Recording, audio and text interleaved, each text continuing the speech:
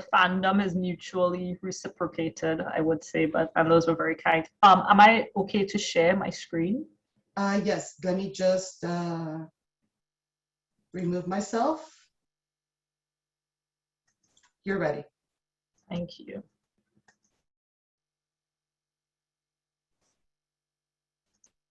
Well, I think you inadvertently stole some of my thunder since I cover a little bit of what you touched on today, but hopefully not too duplicative.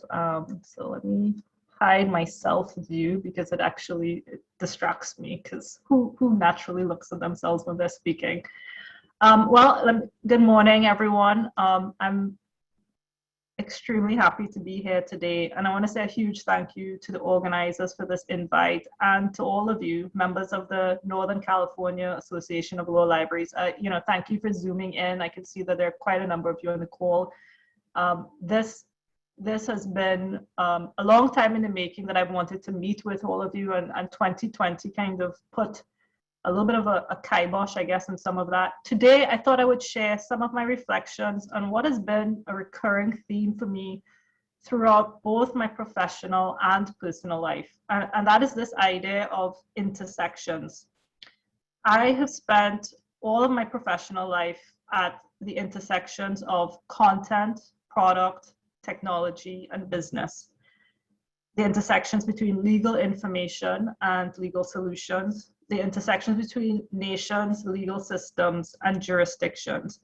And it has been a wonderful gift and opportunity to wear so many multidisciplinary hats of content manager, product developer, technologist, and now business leader. And I recognize my good fortune to have joined the industry when I did, because if I was starting out today, when these are now well-established and highly specialized fields, or even 10 years earlier at the beginning stages of the World Wide Web, I probably would have missed the wave. And in 20 years between 2000 and 2020, there has been an explosion in innovation. Technology in particular has driven a convergence of the disciplines of content, product, technology, and business.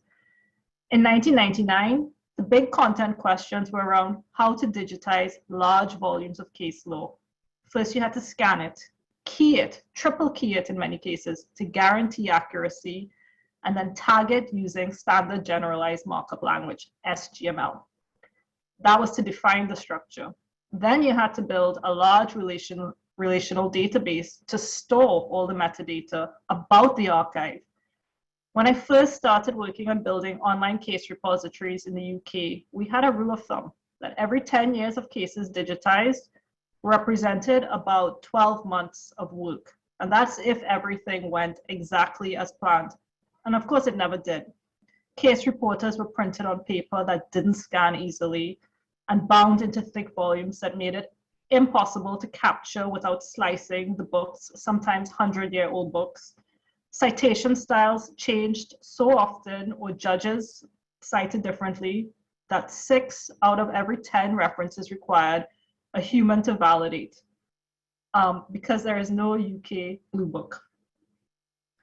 Now, today, my content conversations are about what's the smallest, most valuable unit of content we can create for digital, and how many different ways can we reuse that unit as part of a larger whole in multiple media formats to match the most common use cases we hear from our customers. In the early 2000s, legal product were either software or content.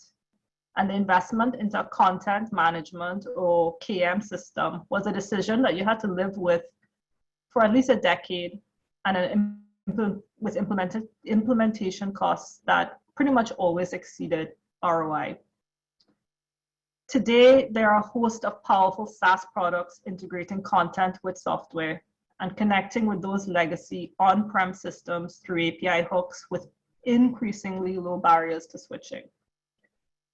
When Westlaw UK launched in 2000, it was the first instance of Westlaw outside the US.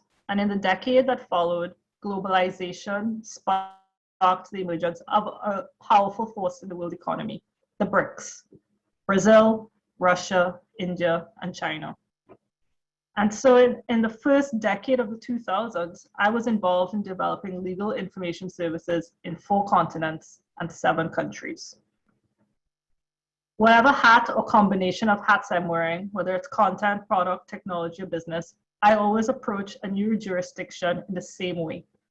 I build a visual schema, I'm a very visual learner, of the legal system, analyze the various inputs and outputs. That is, how does the information flow through the system? Where are the bottlenecks?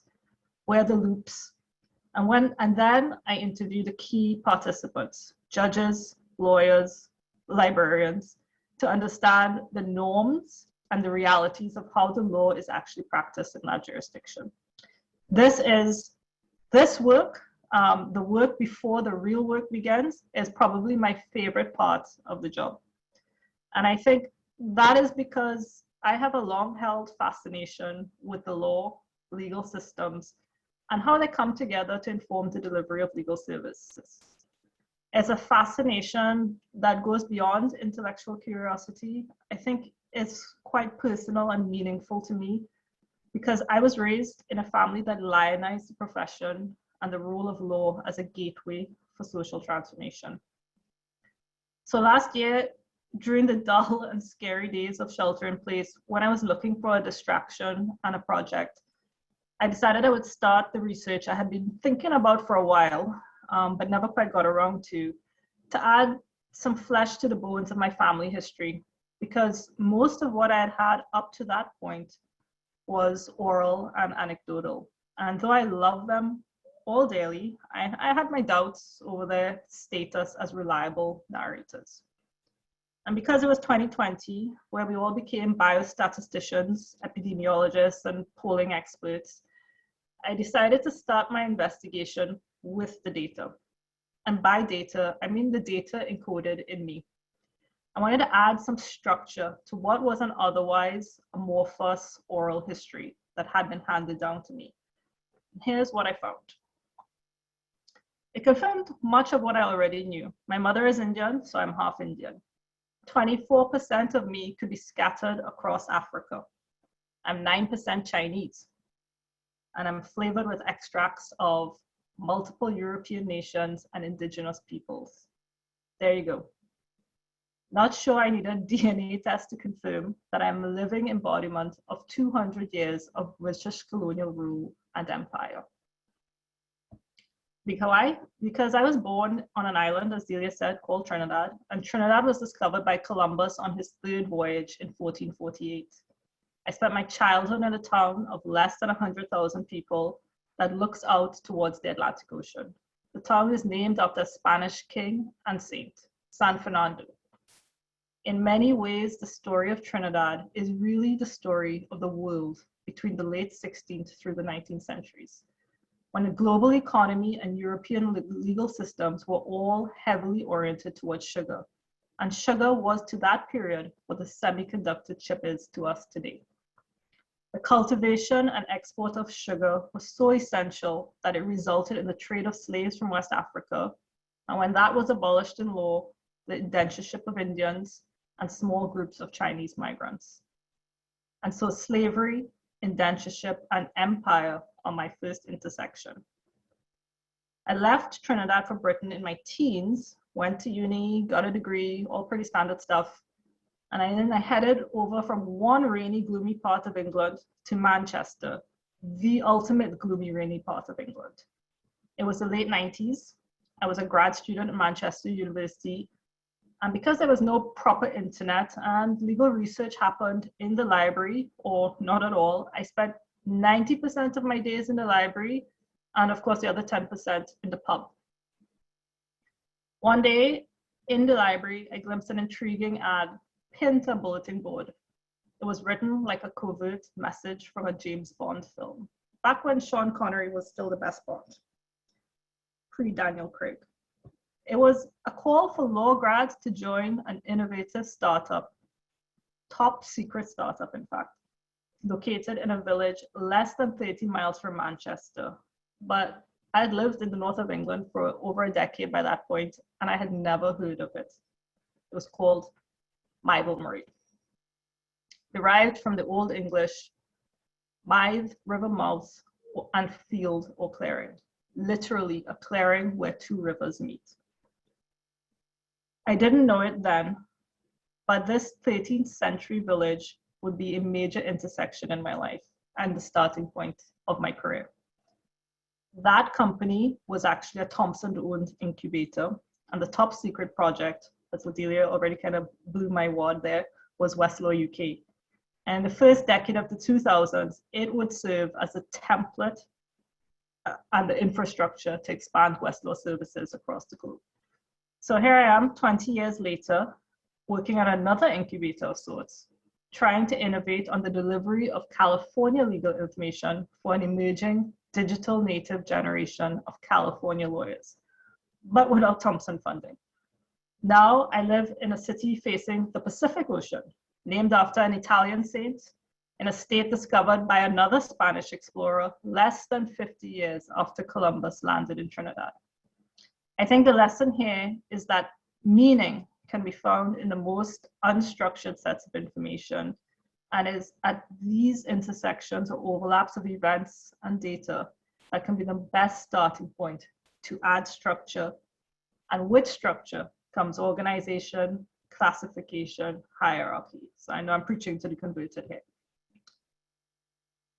Since semantics is quite literally the study of meaning, reference, truth, from the ancient Greek semantikos, or significant, I wanted to start with exploring some definitions of words and terms that permeate the daily life of anyone in an information or data business.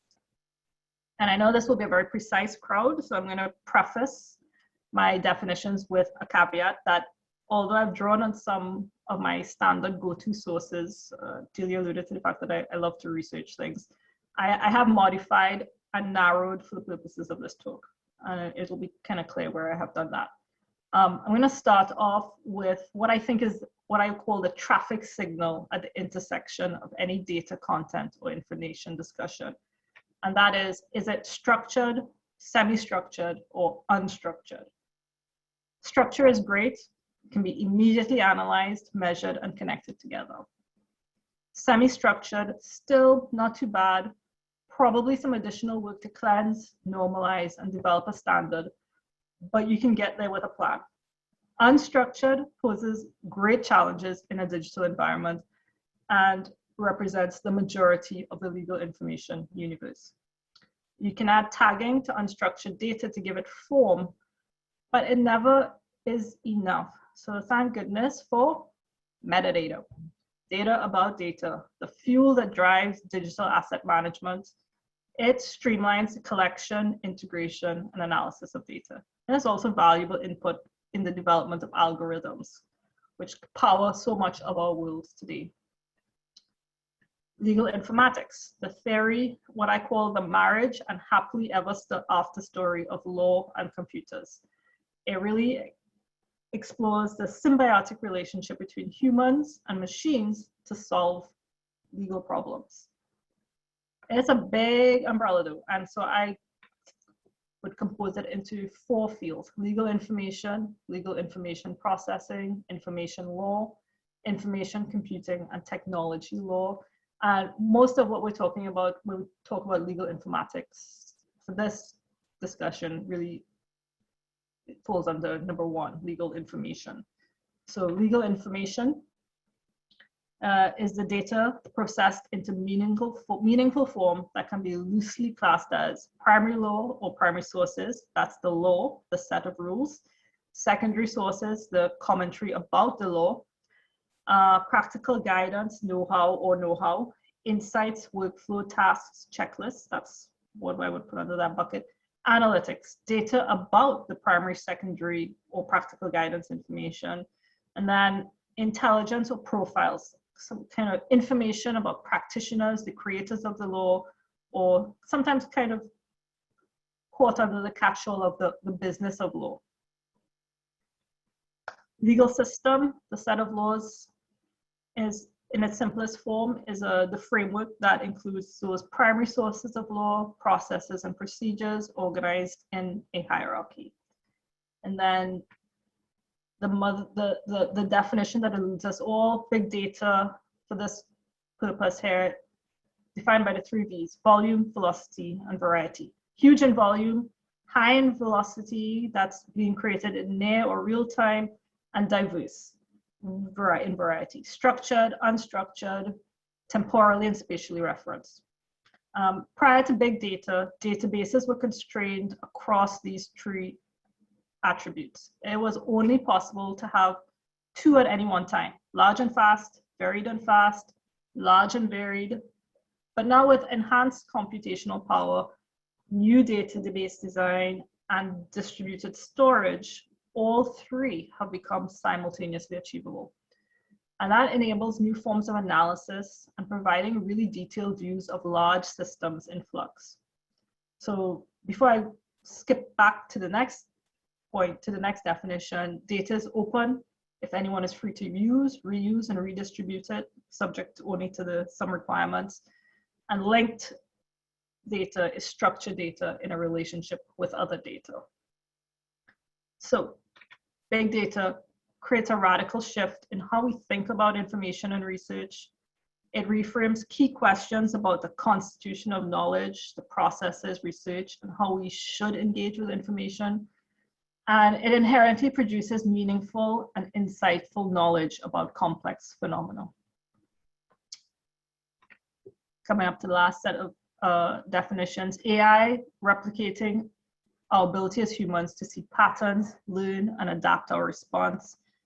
And then the ever elusive machine learning. Now with data, there are 3 methods for facilitating interpretation and analysis of legal information on a much wider scope. We now have the potential to answer questions that would have been unanswerable without computation. This is a far cry away from early legal digitization projects like I talked about earlier, which consisted of rendering analog text and objects into digital forms so they could be organized, searched, occasionally parsed with some automated or guided analysis. So the shift towards knowledge, the growth of data, computing, and AI all open the door for a paradigm shift, a data-driven approach alongside the traditional knowledge-driven methods of managing legal information.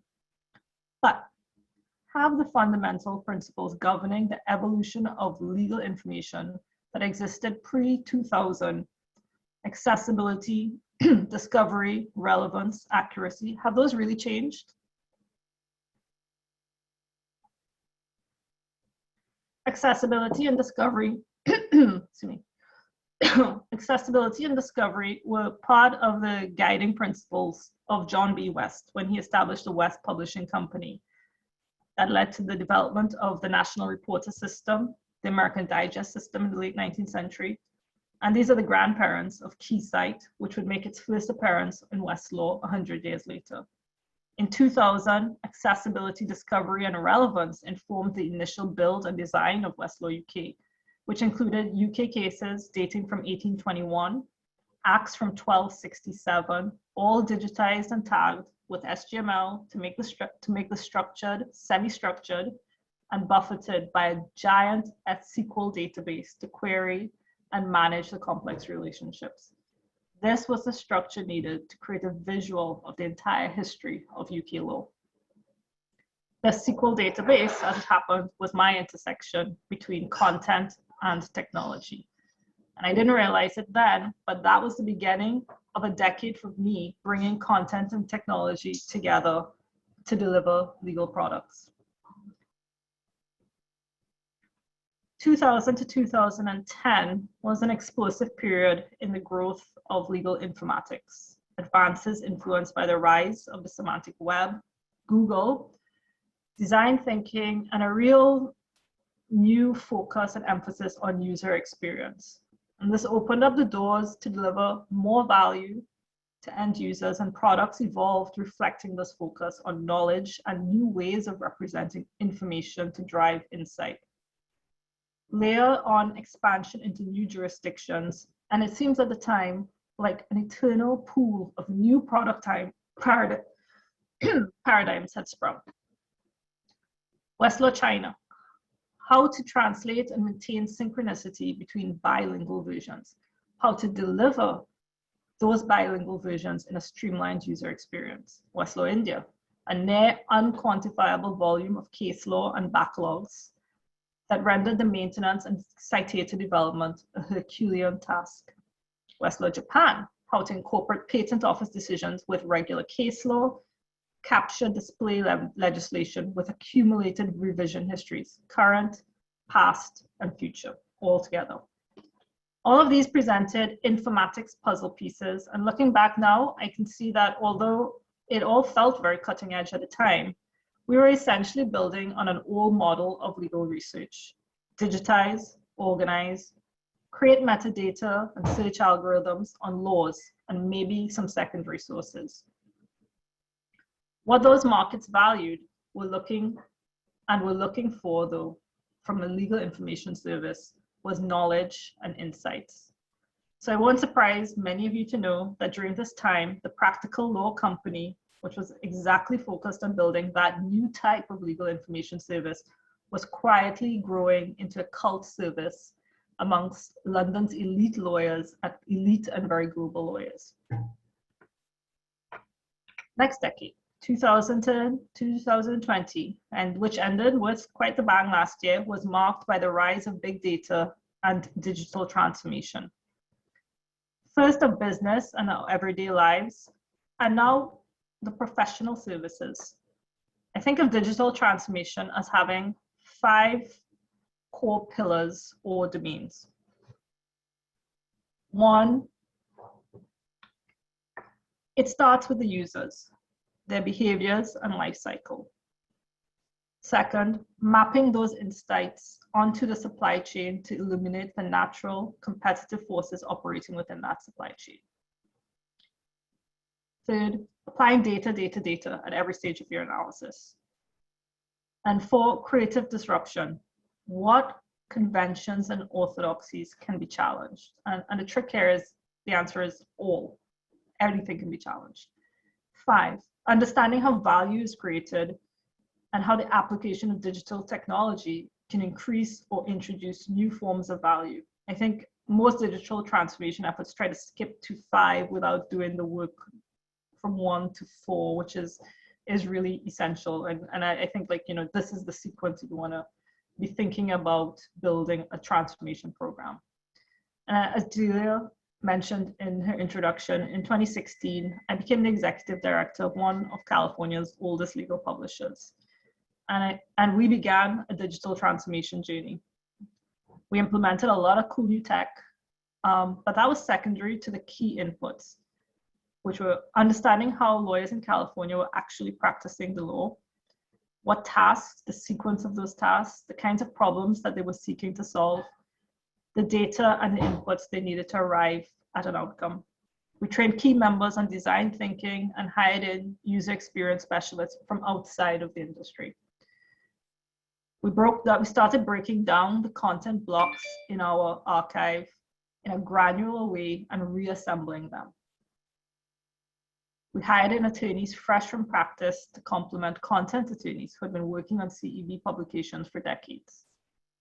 We recruited contributors not just to write a chapter in a book, as we had done for over 70 years, but provide analysis on a strategy, provide a checklist, comment on a sample brief.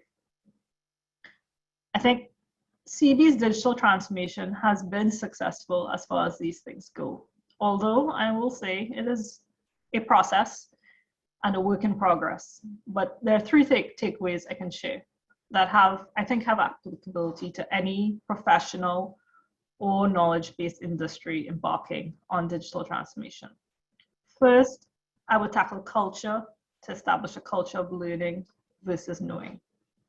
Second, I would just forget lots of digital skills training. Those are important, but they come later. What you really need to start with is the basics of understanding data and data analysis, communication, learning to communicate in new ways, and design thinking.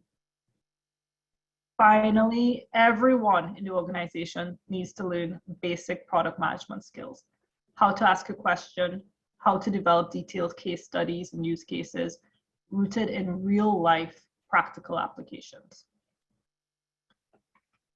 Digital transformation in the legal industry means digitizing every aspect of the legal experience, including service delivery, workflow, processes, team collaboration, and client engagement. But beyond 2021 and post-pandemic, there's a lot for us to grapple with. AI, understanding the impact of bias in algorithms, cybersecurity risks balanced with the potential of big data, and that's just to name a few. So how can legal information specialists like us respond to these changes? When I reflect on my life and career to date, I think about my great-grandparents who left their rural villages in India to come and work on sugarcane plantations to replace my other great-grandparents who, in all likelihood, were forcibly taken from their homes and brought to work. I think about how my grandfather, Ashford, and 5 of his 8 brothers went on to become lawyers, to represent and fight for legal recognition of their community, to shape the social and political development of their land of birth as it emerged from under the shadow of British Empire.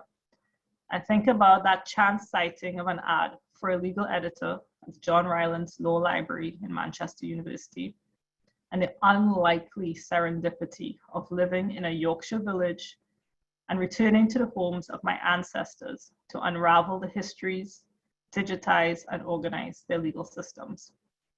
I think about the confluence of personal and professional decisions, plus a good dose of chance that brought me to CEB and California, a bellwether jurisdiction, hub of innovation, social change, and transformation. And I think about how I'm truly excited by the question of what comes next. Thank you.